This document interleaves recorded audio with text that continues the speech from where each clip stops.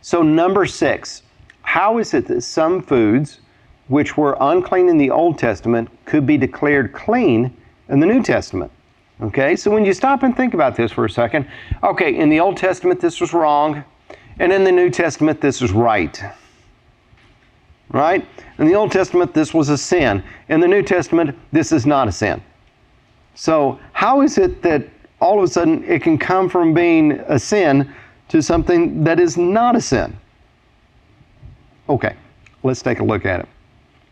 Let's go back and let's first take a look at Mark chapter 7. Okay? All right. Mark chapter 7 is the first spot that we see where God declared all foods clean. Okay? So in Mark chapter 7, what we see is that Jesus had a controversy with the Pharisees because the Pharisees were coming up to Jesus and saying, your disciples are eating with unclean hands. And by that, it didn't have anything to do with whether their hands are dirty or not. It had to do with whether their hands were ceremonially clean. And so, according to Jewish tradition at the time, you had to go through a process of washing your hands, and it was not a process of getting dirt off your hands. It was a process of making your hands ceremonially clean, okay? And so I can't remember all the steps, but basically you had to start with one hand and you had to let the water run down, and you had to take your hand and you had to go back and forth, and you had to, like pronounce it clean, and then you had to take that clean hand and then take care of this hand. And since, this hand was first cleaned by an unclean hand, then you had to go back and you had to do the other hand again. And the water had to run past the elbows, okay?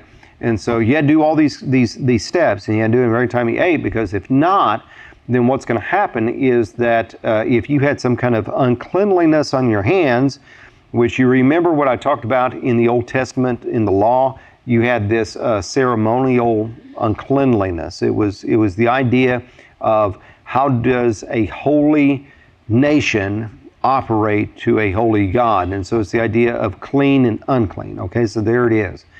And so, they're just thinking, okay, you might have this uncleanliness on your hands, and if this uncleanliness gets on your hands and it gets in your body, then it's in your body, and then it's almost like you're infected. And so there was the thing. So the Pharisees were saying, hey, your disciples are doing this. You call yourself the Messiah, and yet you've got your own disciples that are doing this. And so you can kind of see, why they were criticizing Jesus about this. And so Jesus was just simply saying, you guys are a bunch of hypocrites. He said, Isaiah was right when he prophesied about you. As it is written, these people honor me with their lips, but their hearts are far from me. They worship me in vain. Their teachings are but rules made by men. And he goes on to say, you have let go of the commandments of God and are holding to the traditions of men. And so all of this ceremonial cleanliness was not things that were actually in the Old Testament. It was things that people came up with, and they were treating them on equal weight and playing field as far as what was in the Old Testament. And by doing such, they were concentrating on these traditions, and they were so focused on keeping all the little, dotting the I's and crossing the T's, that they left off what was really important with things, okay? And so he goes on to talk about how they would take the commandments of God and set them aside for their traditions, okay? And after he told them that, in verse 14, it says, again, Jesus called the crowd to him and said, listen to me, everyone, and understand this. Nothing outside of a man can make him unclean by going into him. Rather, it is what comes out of a man that makes him unclean. And so Jesus was saying, it's not the ceremonial uncleanliness. Instead, those things were to really point out the fact that they were unclean within their hearts. That's what the point was. And so after he left the crowd, in verse 17, and entered the house, his disciples asked him about the parable. And he said, "Are you so dull?" He asked, "Don't you see that nothing enters a man from the outside that can make him unclean? For it doesn't go into his heart, but into his stomach, and that out of his body." And so, it's not about something from the outside coming in and making you clean, because it just leaves. Now, notice that last little thing. It says, in saying this, Jesus declared all foods clean. Okay? So there's that idea about Jesus declaring all foods clean at this point. Now, when we fast forward into the book of Acts chapter 10, what we see is that Peter was in Joppa at, I believe, Simon the tanner's house, and he was up on the roof waiting for lunch. And as he was there praying, he had this vision of this sheet that comes down. And as this sheet that comes down, it says in verse number 12, it contained all kinds of four-footed animals, as well as reptiles of the earth and birds of the air. Then a voice told him, "Get up, Peter, kill and eat." And Peter, even though he was hungry, verse 14 said, "Surely not, Lord," Peter replied, "I have never eaten anything impure or unclean." So whatever animals were on that sheet, it was unclean animals, and he was saying, "No, I'm not going to do it because that is wrong." Okay? And so the voice spoke to him a second time, "Do not call anything impure or unclean that God has made clean." And so here we've got foods that are unclean, in the Old Testament, that Jesus and God has declared clean. And so it just kind of makes people think, okay, well, wait a minute. If it was wrong in the Old Testament, what makes it right in the New Testament? Right? Okay, well, I want you to understand something.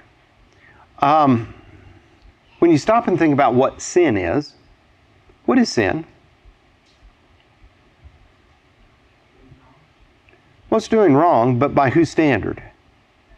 God's standard, right? And so, if we do something against what God wants, it's sin, right? Okay. So what if God says, okay, I used to not want that, but now it's okay. I want it. Is it sin? No, it isn't. Now, you may be thinking, well, wait a minute. Does that mean that God changes his mind? And so on one hand, he's got one standard, and then on the other hand, he's got another standard. No, that's not the case, because what we see is that God is immutable. In other words, God does not change. What is holy in the Old Testament is holy in the New Testament. What is holy in the New Testament, holy in the Old Testament, okay? So God doesn't change. And say, okay, well, wait a minute. If something was unholy then, if it was unclean, but yet God changed his mind and declared it clean, how can God do that? Okay, here's the thing, and this is why I want to spend a long time on that purpose of the law, okay? Because God doesn't change, his purpose did. And in changing his purpose, he changed what he expected. And by changing what he expected, he's the one that declares all foods clean, right? And so does God have the authority to say, I don't want you eating those foods? Indeed, he does. But then if all of a sudden, for whatever reason, his purpose changes, then he can say, no, I declare all these foods clean. You can't eat these foods. And that's exactly what happens.